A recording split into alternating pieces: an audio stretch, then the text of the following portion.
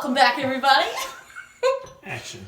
We had on the following day after the faucet, we had our little lever here break from our toilet.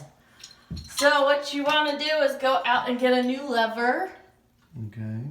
Buy the metal one, I think. The plastic ones break. That's what was in here. And you're going to want to loosen the nugget thing behind the flusher.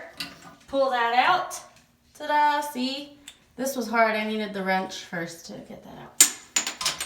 And then you want to thread it in. Ta-da! Then thread this guy on. And screw that on nice and tight. Remember, lefty loosey, righty tighty. And then you want to take the chain. Now you might need to move the chain, but see, the chain hooks on to this guy.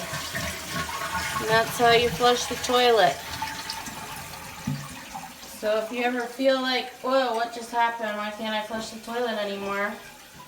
Take this guy off and see if your lever broke.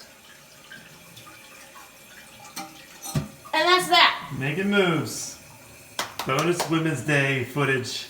Giving us a thumbs up. If you like it, give us a click on the thumbs up. Thank you.